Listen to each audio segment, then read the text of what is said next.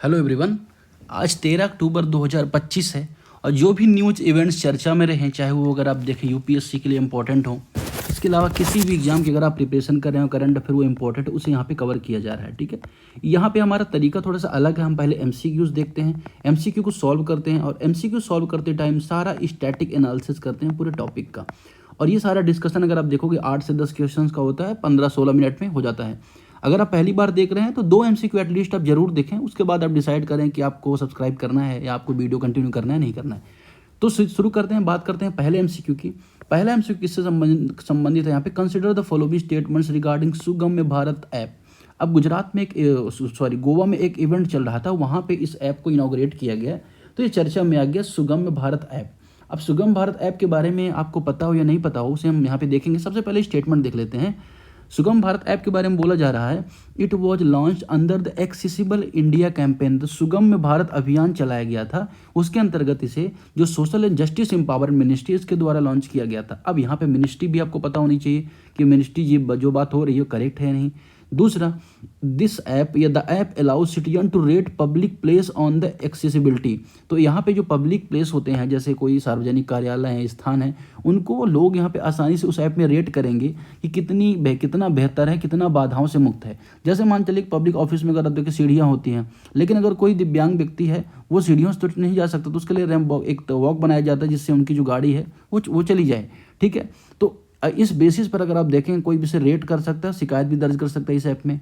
तीसरा स्टेटमेंट यहाँ पे कह रहा है, it is available only in English and Hindi medium. तो ये ऐप केवल हिंदी और इंग्लिश मीडियम में अवेलेबल होगा, ऐसा यहाँ पे इस ऐप का मानना है। इन तीनों में कौन सी स्टेटमेंट सही है? इन तीनों में स्टेटमेंट सही है पहला और दूसरा। क्यों? क्योंकि ये जो ऐप है ना, सिर्फ 3 भाषाओं में नहीं बल्कि 10 भाषाओं में संचालित होगा। कितनी भाषाओं में? 10 भाषाओं में। ठीक है, 10 भाषाओं में, सिर्फ हिंदी इंग्लिश नहीं। तो सही आंसर क्या हो जाएगा? 1 और 2 हो जाएगा। लेकिन अब स्टैटिक टॉपिक क्या था कि अगर आप देखो, बात है किस कब की बात है? 2015 की। 2015 की बात है। 2015 में भारत सरकार ने शुरू किया सुगम्य भारत अभियान। सुगम्य भारत अभियान। अब सुगम भारत अभियान जिसे कहा जाता है एक्सेसिबल इंडिया कैंपेन, ठीक है ना। इसका पर्पज क्या था कि जो भी दिव्यांग हैं उनको क्या चीज़ें मिले, उनको तीन व्यवस्था उनके लिए होनी चाहिए। ठीक है ना, जैसे अगर आप देखो, सबसे पहला क्या होना चाहिए कि एक्सेसिबल इन बिल्ड इन्वायरमेंट, मतलब भवनों तक, जो भवन बने हैं, जो सरकारी भवन, वहाँ तक उनकी पहुँच होनी चाहिए। दूसरा क्या उनके लिए इंपॉर्टेंट है यहाँ पे कि ट्रांसपोर्ट सिस्टम एक्सेसिबिलिटी, तो जो परिवहन है उन तक उनकी पहुँच होनी चाहिए। तीसरा और एक इम्पॉर्टेंट है एक्सेसिबिलिटी इन आईसीटी, तो जो सूचना प्रौद्योगिकी है, आईसीटी है, उस तक उनकी पहुंच होनी चाहिए। ये यहाँ पे पर्पस था इस अभियान का। 2015 में से शुरू किया गया था। इसका मिनिस्ट्री कौन सी थी? तो इसका मंत्रालय था सामाजिक न्याय एवं अधिकारिता मंत्रालय था। तो इस मिशन की शुरुआत ऑलरेडी 2015 में हो गई है। तो ये चीज़ आप यहाँ पे याद रखिएगा। अब अगर हम बात करें तो भारत में जो दिव्यांग है उनके लिए एक कानून भी है। कौन सा कानून उसे बोला जाता है? उसे बोला जाता है, यहाँ पे अगर आप देखें, इसके पेन में थोड़ा सा और थिन कर लेता हूँ, इसको बोला जाता है rights of person with disabilities act. 2016 में एक्ट बना था, rights of person with disabilities act. ठीक है ना, अगर हम बोलें तो कौन सा एक्ट था? Right person with disabilities act. ठीक है, ये एक्ट आरपीडी एक्ट हम इसको बोलते हैं। इसमें अगर आप देखेंगे इंपॉर्टेंट फैक्ट ये है कि इसमें जो दिव्यांग की जो कैटेगरी हुआ करती थी, पहले 7 हुआ करती थी, फिर उसको बढ़ा के 21 कर दिया गया। मतलब 21 तरीके के दिव्यांग को क्लासीफाई किया गया है। अब उनके लिए सरकार ने अगर हम देखें तो रिसेंट में ब्लू इस तरह का कार्ड, इस तरह की कैटेगरी भी बनाई है। तो वो भी चीज़ आपको यहाँ पे याद रखनी है। इसी एक्ट में क्या किया गया, यहाँ पे बात की गई कि सरकारी नौकरी और शिक्षण संस्थानों में 4% आरक्षण का लाभ में मिलेगा, उन्हें रिजर्वेशन का भी लाभ यहाँ पे मिलेगा। यह भी यहाँ पे बात हुई। ठीक है, तो इस तरह का सरकार ने यहाँ पे चलाया। इसके अलावा एक और पेंशन योजना दिव्यांगों के लिए चलती है, कौन सी? Indira Gandhi national disability pension scheme. उसको क्या बोला जाता है? IGNDPS। तो Indira Gandhi national disability pension scheme यहाँ पे इसको बोला जाता है। इसमें अगर हम बात करते हैं, जो भी व्यक्ति 40% से ज़्यादा दिव्यांग है ना, कोई 10% दिव्यांग होता है, कोई 5% है, कोई 40% है, उसको यहाँ पे केंद्र सरकार यहाँ पे पैसा देगी। इसमें इनिशियली अगर आप देखोगे 300 रुपये पर महीने की यहाँ पे बात हुई थी, 300 रुपये मंथ यहाँ पे मिलेगा। इस तरह की एक स्कीम यहाँ पे चल रही है। उसके अलावा भी अगर आप देखेंगे, national handicaps finance and development corporation क्या बनाया गया था? NHFDC बनाया गया था 1977 में। यहाँ भी पर्पज ये था कि जो दिव्यांग है उनको लोन मिले, उनको स्किल डेवलपमेंट मिले, है ना, तो यहाँ जिससे क्या हो, वो आत्मनिर्भर बन पाएँ। ठीक है, तो NHFDC भी बनाया गया था। तो सोशल जस्टिस जो GS पेपर 2 का पार्ट है यूपीएससी में, उसमें ये स्कीम कई बार मेंस में भी क्वेश्चन आए, तो ये चीज़ आपको यहाँ पे थोड़ा सा याद रखनी है। तो हमने यहाँ पर देख लिया। अब कभी ऐसा पूछा गया कि किस एक्ट के तहत आरक्षण दिया गया था? 2016 का जो एक्ट था उसके तहत आरक्षण दिया गया। एक और ऐप है जैसे सुगम भारत अभियान ऐप है, एक और ऐप है उसको क्या बोला जाता है? उसको बोला जाता है दिव्यांग सारथी ऐप। दिव्यांग सारथी ऐप उसे बोला जाता है, ठीक है ना, सारथी ऐप उसको बोला जाता है। सरकारी योजनाओं और सेवाओं की सारी जानकारी उनको मिलती है। इसके अलावा जो नेशनल एजुकेशन पॉलिसी है उसमें भी दिव्यांगों के हितों को ध्यान में रखा गया है। तो ये सारी बात हमने यहाँ पर देखी इस एमसीक्यू की। अब अगर आप देखें दूसरा एमसीक्यू, अगर आपको पीडीएफ प्राप्त करना है तो आपको मैसेज करना है व्हाट्सअप पे। मैं यहाँ पे व्हाट्सअप नंबर दे रहा हूँ, वहाँ पे आपको मैसेज करना है। ये मैं सेकंड व्हाट्सअप नंबर यहाँ पे ये है 8982, ठीक है। तो ये व्हाट्सअप नंबर है, आपको यहाँ पे पेज में भी ये व्हाट्सअप नंबर मिल जाएगा। यहाँ पे अगर आप देखेंगे तो यहाँ पे आप मैसेज करके पीडीएफ प्राप्त कर सकते हैं। टेलीग्राम चैनल में भी पीडीएफ मिल जाता है। टेलीग्राम चैनल अगर आपको नहीं मिल रहा है तो आप कमेंट सेक्शन कमेंट करिएगा, तो मैं पिन कर दूंगा मैसेज। दूसरा एमसीक्यू यहाँ पे देखें केराटोकोनस के बारे में। अब ये आंख से संबंधित एक बीमारी है ना, तो उसके संबंध में यहाँ पे एमसीक्यू है। क्या स्टेटमेंट बन रहा है कि it is vision disorder that cause of the cornea. तो यह एक दृष्टि का विकार, आंख का विकार जो कॉर्निया के आकार का हो जाता है। मतलब अगर आप देखो एक ऐसा रोग है जिसमें जो हमारे कॉर्निया होती है ओ शेप में होती है, वो किस शेप में हो जाती है? इस शेप में हो जाती है, ठीक है ना, ठीक है ना, इस शेप में हो जाती है, मतलब इस तरह हो जाती है।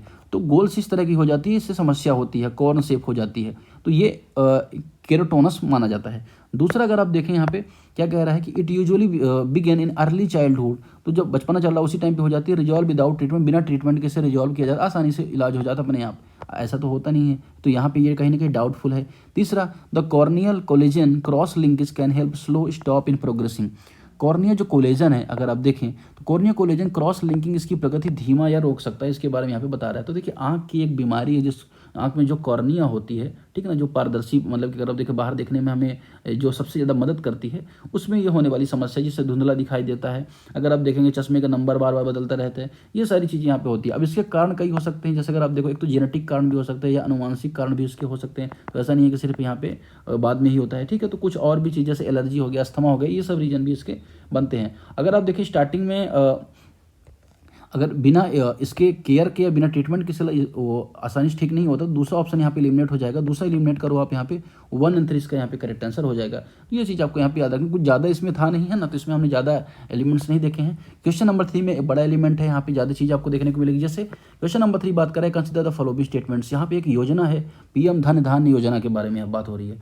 धन धान्य योजना के बारे में यहाँ पे बात हो रही है। इसका ऑप्शन क्या कह रहे हैं?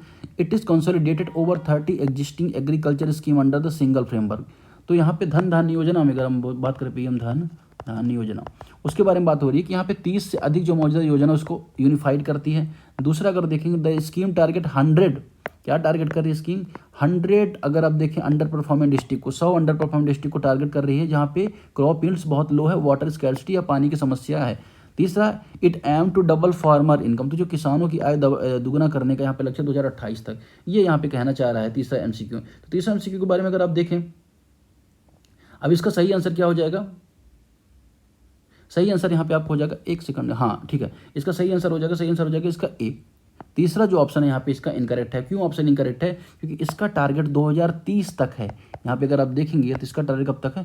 2030 तक किसानों की आय दुगना करना है, ठीक है ना। यहाँ पे अगर आप देखो जो धन धान्य योजना है उसमें 11 मंत्रालय अगर आप देखेंगे 11 मंत्रालय ने जो 36 के आसपास स्कीम उसको यूनिफाइड कर दिया है, ठीक है ना। तो अगर इसका लक्ष्य दोगुना करने का 2030 तक हो गया 2028 से, ये चीज़ आपको यहाँ पे याद रखनी है। लेकिन कुछ और चीज़ें आपको यहाँ पे याद रखनी है। अगर हम यहाँ पे बात करें तो इसका पर्पज़ क्या है? एक तो क्या है एग्रीकल्चर प्रोडक्टिविटी को बढ़ाना, तो एपी को बढ़ाना। दूसरा क्या है क्रॉप डाइवर्सिफाई करना या फसल का विविधीकरण करना। डाइवर्स फसल अगर होती है तो मिट्टी की जो उर्वरक क्षमता होती है वो बनी रहती है। इससे क्या होता है? सस्टेनेबल एग्रीकल्चर प्रमोट होता है, ठीक है ना। तो ये भी आपको यहाँ पे याद रखना है। इसके अलावा बजट जो है इसका, तो साल भर का इसका बजट 24,000 करोड़ रखा गया है। क्या रखा गया? 24,000 करोड़ इसका बजट रखा गया है, ठीक है ना। अब पूरे अगर आप बात करें तो 6 साल में कितना होगी, तो इसका मल्टीप्लाई 6 कर दो तो 1.44 लाख करोड़ के आसपास इसका बजट यहाँ पे होने वाला है पूरे 6 साल में। ये चीज़ आपको यहाँ पे याद रखनी है। लगभग 2 करोड़ किसानों को यहाँ पे लाभ मिलेगा। अब यहाँ पे जो किसान लिए जाएंगे, यहाँ पे जो जिले लिए जाएंगे, वो आकांक्षी जिला कार्यक्रम एस्पायरेशनल डिस्ट्रिक्ट प्रोग्राम यहाँ पे चालू हुआ किया गया था। आकांक्षी जिला कार्यक्रम, इसको मैं ब्रैकेट में डाल देता हूँ, आकांक्षी जिला कार्यक्रम, ठीक है ना। अब जो आकांक्षी जिला कार्यक्रम था उसको यहाँ पे जब शुरू किया गया था उसमें 100 जिलों को टारगेट किया गया है। अब ये है क्या आकांक्षी जिला कार्यक्रम? तो अगर आप देखो आकांक्षी जिला कार्यक्रम की शुरुआत कब हुई थी? आकांक्षी जिला कार्यक्रम की शुरुआत हुई 2018 में। सरकार ने 2018 में क्या किया, नीति आयोग ने इसको शुरुआत की। तो उसकी नोडल एजेंसी एक तरह से नीति आयोग थी, नीति आयोग थी। ठीक है। तो नीति आयोग ने शुरू किया, 112 जिलों को टारगेट किया गया, 112 जिलों को यहाँ पे टारगेट किया गया और टारगेट किया गया इन जिलों को क्या किया जाएगा, यूनिफाइड इनको डेवलप किया जाएगा, इनका समग्र विकास किया जाएगा, ठीक है ना। और तो इससे क्या होगा, इसका पर्पज ये था कि जो हमारी HDI है, ह्यूमन डेवलपमेंट इंडेक्स है, उसमें जो रैंकिंग है उनकी सुधार की जाएगी, जिलों में आपस में जो इम्बैलेंस है या अगर आप देखेंगे असमानता उसको कम किया जाएगा। तो ये सारा पर्पज यहाँ पे इसके शुरू किया गया था। इसमें अगर आप देखोगे मैटरनिटी मोर्टेलिटी रेट कम करना हो, एनरोलमेंट बढ़ाना हो, एग्रीकल्चर को sustainable, water development, financial inclusion, सारी चीज़ों को यहाँ पे याद रखने का प्रयास यहाँ पे किया गया था। तो ये चीज़ आपको यहाँ पे याद रखनी है कि केंद्र द्वारा सभी मिलकर इसको करने वाले थे, ठीक। अब अगर आप देखेंगे तो बाद में 2022 में क्या किया गया, तो इसका अगला चरण लागू किया गया और इसको बढ़ाकर अगर आप देखेंगे 500 ब्लॉक को शामिल कर 500 ब्लॉक तक इसको आकांक्षी ब्लॉक प्रोग्राम एक तरह से बना दिया गया। आकांक्षी ब्लॉक प्रोग्राम इसको बोला जाता है, एस्पिरेशनल ब्लॉक प्रोग्राम, आकांक्षी ब्लॉक प्रोग्राम, ठीक है, ब्लॉक योजना इसको बोला जाता है। ये भी चीज़ आपको यहाँ पे याद रखनी है। अब अगर आप देखें अभी क्या हो, PM धन धान योजना से इसको जोड़ा जा रहा है, जिस वजह से न्यूज में आ गया है, ठीक है। आगे MCQ में बढ़ते हैं। अगला MCQ यहाँ पे बात करें ग्रीन टी टर्टल के बारे में यहाँ पे बात कर रहा है, ठीक है। क्या स्टेटमेंट यहाँ पे है, इसमें ज़्यादा कुछ जाने के लिए नहीं है। क्या स्टेटमेंट यह कह रहा है, कंसिडर द फॉलोइंग स्टेटमेंट्स। तो जो ग्रीन सी टर्टल है वो derive it's name from the greenish colour of its self. तो उसका जो सेल्फ होती है उसकी वजह से ग्रीनिश कलर हो जाता है, ये उसका नाम है, ठीक है। दूसरा स्टेटमेंट यहाँ पे कह रहा है कि juveniles are carnivorous while adults are primarily herbivorous. तो इसमें जो किशोर होते हैं वो मांसाहारी हो जाते हैं, जबकि जो वयस्क होते हैं, एडल्ट्स होते हैं, वो शाकाहारी होते हैं। ये चीज़ आपको यहाँ पे याद रखनी है। तीसरा, अगर आप देखें it conservation status has been recently improve least concern under the IUCN। इसका अभी रिसेंटली जो IUCN में स्टेटस लिस्ट कंसर्न कर दिया गया है, ये आपको यहाँ पे बताना है। इन तीनों में सही स्टेटमेंट कौन सा है, 2 और 3 यहाँ पे सही स्टेटमेंट है, ठीक है। अगर आप देखेंगे तो इसका जो रंग है ना, तो इसका जो खोल है उसकी वजह से नहीं होता है, बल्कि इसके नीचे ग्रीन फैट होती है। क्या होती है, ग्रीन फैट होती है, या हरित वसा इसको बोला जाएगा, उसकी वजह से इसका रंग हरा होता है। अब IUCN में अगर आप देखें तो ये कैटेगरी इसको पहले वल्नरेबल हुआ करती थी या सुभेद हुआ करती थी, बाद में इसकी कैटेगरी अब लिस्ट कंसर्न कर दी गई है किसमें, IUCN में। ये बात आपको यहाँ पे याद रखना है। IUCN के बारे में कई बार बताया कि इसको 1948 में स्टैब्लिश किया गया था। इसके हेडक्वार्टर कहाँ है, इंग्लैंड में है, ठीक है ना। तो ये चीज़ आपको यहाँ पे याद रखनी है IUCN के बारे में। अब ये इसकी जो सबसे खतरनाक कैटेगरी क्रिटिकल इंडेंजर्ड होती है, बचे हुए की बात कर रहा हूँ यहाँ पे, फिर इंडेंजर्ड होती है, फिर वल्नरेबल होती है, फिर लिस्ट कंसर्न होती है, ठीक है। तो ये चीज़ आपको यहाँ पे याद, फिर डाटा डेफिशिएंट होती है। तो ये क्वेश्चन नंबर 4 हमने यहाँ पर देख लिया। अगले क्वेश्चन की तरफ बढ़ेंगे। यहाँ पे क्वेश्चन नंबर 5 यहाँ पे देखेंगे क्या कह रहा है। क्वेश्चन नंबर 5 यहाँ पे कहना चाह रहा है कंसिडर द फॉलोइंग स्टेटमेंट्स। इसके बारे में अनुसंधान रिसर्च एंड इनोवेशन स्कीम के बारे में बात कर रहा है। इसके बारे में research development innovation scheme RDIS के बारे में यहाँ पे बात कर रहा है। RDIS के बारे में क्या यहाँ पे बात हो रही है, it aim to encourage private sector investment in research development and innovation. इसका पर्पज़ क्या है कि यहाँ पे निजी क्षेत्र के निवेश प्रोत्साहित करना है, यहाँ पे ये पर्पज़ ऐसा कहना चाह रहा है। दूसरा स्टेटमेंट है कि it total corpus of the scheme is 1 lakh crore manage by the अनुसंधान नेशनल रिसर्च फाउंडेशन। ANRF के द्वारा इसका पूरा पैसा मैनेज किया जाता है, जो टोटल फंड 1 लाख करोड़ है। तीसरा यहाँ पे क्या कहना चाह रहा है, इसे कहना it provide only equity based funding startup. यहाँ पे अगर आप देखें इक्विटी बेस्ड फंडिंग स्टार्टअप्स को प्रदान की जाती है। यहाँ पे तीसरा स्टेटमेंट यहाँ पे कह रहा है। अब इसका स्टेटमेंट आप बताइए कौन सा सही है, कौन सा यहाँ पे गलत है, ठीक है। आगे हम बात करें तो इसके बारे में अगर कुछ स्टेटमेंट जाने तो अगर हम देखें तो ANRF अगर आप देखें, जैसे अनुसंधान विकास नवाचार योजना जो स्कीम है, उसकी जो काउंसिल है वो सारा पैसा तो मैंने यहाँ पे कर ही रही है उसके बारे में, जिसका पर्पज़ क्या है कि जो लॉन्ग टर्म क्या करना, फिनेंसिंग करना, इनोवेशन को प्रमोट करना, रिसर्च एंड डेवलपमेंट को प्रमोट करना। और इसका नोडल विभाग कौन माना जाएगा, तो माना जाएगा department science and tech, DST इसका नोडल विभाग माना जाएगा। ये चीज़ आपको यहाँ पे याद रखनी है, ठीक है। और कुछ ज़्यादा खास इसमें जानने के लिए है नहीं। इसका सही आंसर क्या हो जाएगा, सही आंसर अगर आप देखें तो सही आंसर इसका हो जाएगा A 1 और 2 ओनली, ठीक है ना। ओनली जो इक्विटी बेस्ड फंडिंग स्टार्टअप की बात हो रही है, ऐसा यहाँ पे नहीं है। केवल इक्विटी नहीं, बल्कि अगर आप देखें कम या बिना ब्याज के, अगर हम बात करें विदाउट इंटरेस्ट अगर आप देखें विदाउट इंटरेस्ट यहाँ पे लोन मिलेगा, या तो लो इंटरेस्ट रेट में मिलेगा, लो इंटरेस्ट रेट में आपको लोन यहाँ पे मिलेगा, ठीक है ना। तो ये चीज़ आपको यहाँ पे याद रखनी इस फंड के थ्रू। क्वेश्चन नंबर 6 यहाँ पे देखेंगे सिद्धि कम्युनिटी के बारे में। सिद्धि कम्युनिटी एक ऐसी कम्युनिटी जो इंडो अफ्रीकन कम्युनिटी, किस तरह कम्युनिटी है, इंडो अफ्रीकन कम्युनिटी है, इंडो अफ्रीकन कम्युनिटी है, भारत अफ्रीकी प्रजाति है। जब अंग्रेजों को भारत में आगमन उसके दौरान उसके बाद ये भारत में आए, और भारत में गुजरात है, महाराष्ट्र इस रीजन में आपको देखने को मिलेगा। उसके बारे में स्टेटमेंट कह रहा है कि it Siddi community India trace in ancestry Bantu people of Africa. तो अफ्रीका में बंतू जो ट्राइब होती है उससे इनको जोड़ा जाता है, इनकी जो वंशावली है। दूसरा स्टेटमेंट है they are classified as PBTG, जो पार्टिकुलर वल्नरेबल ट्राइबल ग्रुप में इनको कैटेगराइज किया गया है। तीसरा they are primarily found in north eastern region, तो ये प्राइमरली नॉर्थ ईस्ट रीजन में आपको देखने को मिलेंगे। इन तीनों में से कौन सी स्टेटमेंट से तीसरा बात यहाँ पे गलत है कि नॉर्थ ईस्ट रीजन में नहीं मिलेंगे। ये कहाँ मिलेंगे आपको, मैं आपको सबसे पहले बता दें। ये आपको देखने को मिलेंगे कहाँ पे, गुजरात में देखने को मिलेंगे, ये आपको देखने को मिलेंगे कर्नाटक में देखने को मिलेंगे, ये आपको देखने को मिलेंगे महाराष्ट्र में देखने को मिलेंगे, साथ ही ये तेलंगाना में भी आपको देखने को मिलने वाले हैं। तो इस तरह से अगर आप देखो तो इन रीजन में आपको देखने को मिलेगा। बंतु वाली बात तो यहाँ पे एकदम करेक्ट है और पीबीटीजी वाली बात भी यहाँ पे करेक्ट है। तो सही आंसर क्या हो जाएगा, 1 और 2 ओनली, इसका यहाँ पे करेक्ट आंसर हो जाएगा। अब पीबीटीजी की बात खुल ही गई है तो थोड़ा सा मैं बता देता हूँ, अगर आपको पता हो, क्या पता हो, शेड्यूल ट्राइब नाम की कैटेगरी भारत में पाई जाती है बिल्कुल, ठीक है ना। तो अलग अलग राज्यों में इनकी जनसंख्या अलग अलग होती है। तो इनके लिए एक लोकुर कमेटी बनी थी, लोकुर कमेटी ने बताया था कौन से लोग शेड्यूल ट्राइब होंगे।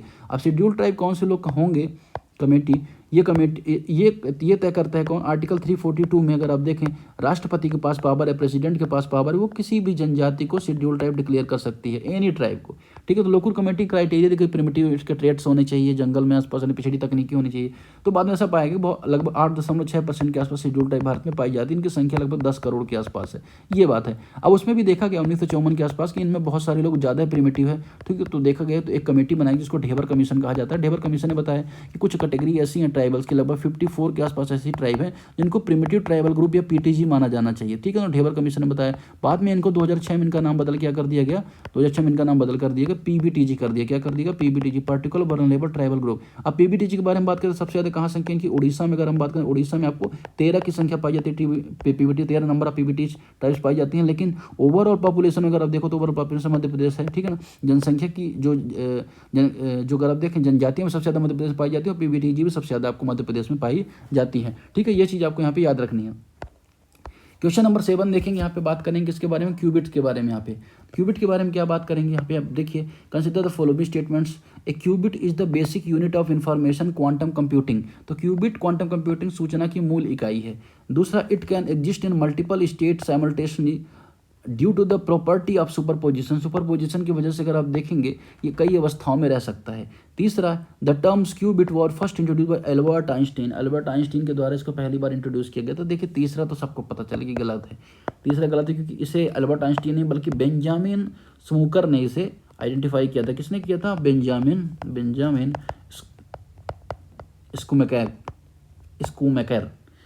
सुमाकर भी इसको बोला जाता है, तो उन्होंने आइडेंटिफाई किया था। अब क्यूबिट जो बेसिक यूनिट है क्वांटम कंप्यूटिंग, अगर किसी ने भी क्वांटम कंप्यूटिंग पढ़ा होगा तो उसको पता हो क्वांटम कंप्यूटिंग क्या है। जनरल जो कंप्यूटर होती है जिसको गणना करने में अगर हम बात करें सालों लगा देते हैं, उसी मिनटों में घंटों में कर देता है क्वांटम कंप्यूटर। तो इनकी गति बहुत तेज है ना, तो अभी इसी दिशा में आगे बढ़ रही है दुनिया। तो यहाँ पे उसकी जो यूनिट है बेसिक यूनिट उसे क्यूबिट बोला जाता है। ये बात आपको यहाँ पे पता होनी चाहिए, आसान है, ठीक है। तो पहला स्टेटमेंट यहाँ पे करेक्ट हो गया, तीसरा इनकरेक्ट हो गया। तो तीसरा इनकरेक्ट है, पहला करेक्ट है, तो या तो ये हो सकती है, तो ये हो सकता है। दूसरा, it can exist in multiple state simultaneously due to the property of superposition. Superposition के साथ कर कई अवस्थाओं में रह सकते हैं, ये बात यहाँ पे एकदम करेक्ट है। सुपरपोजिशन यही बात बताती है। अब अगर आप बात करें ना सुपरपोजिशन के बारे में थोड़ा सा गिव मी सेकंड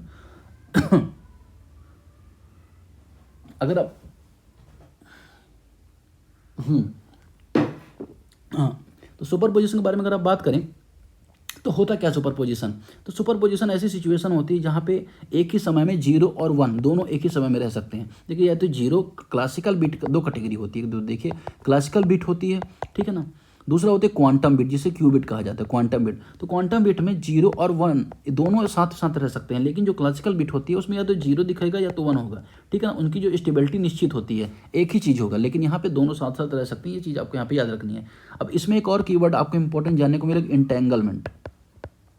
इंटेंगलमेंट आपको जब दो से अधिक क्यूबिट आपस में जुड़ते हैं ना, दो क्यूबिट कहाँ गया, जब दो क्यूबिट आपस में जुड़ते हैं तो एक अवस्था दूसरे अवस्था को प्रभावित करती है, ठीक है ना। तो एक जो सिचुएशन होती है दूसरे को क्या कर सकती है, इंपैक्ट कर सकती है। तो उसे क्या बोला जाता है, इंटेंगलमेंट बोला जाता है। ये चीज़ आपको यहाँ पे याद रखना है। अब कई जो अगर आप देखें कणों से इन्हें बना, जैसे फोटॉन, इलेक्ट्रॉन्स है, ट्रैप्ड आयन्स है, सुपर कंडक्टिंग सर्किट्स हैं, न्यूक्लियस हैं, इससे क्या क्यूबिट का निर्माण किया जाता है। ये चीज़ आपको यहाँ पे याद रखना है। अब अगर आप बात करें तो क्यूबिट जब यूज होता है तो क्वांटम कंप्यूटर की जो स्पेशलिटी है, जो उसकी तीव्रता है, फास्ट है, वो और ज़्यादा हो जाती है, जिससे क्रिप्टोग्राफी हो गया, सिमुलेशन हो गया, AI वगैरह में आप आसानी से उसको यूज कर सकते हैं, ठीक है। ये आपको यहाँ पे याद रखना है, ठीक।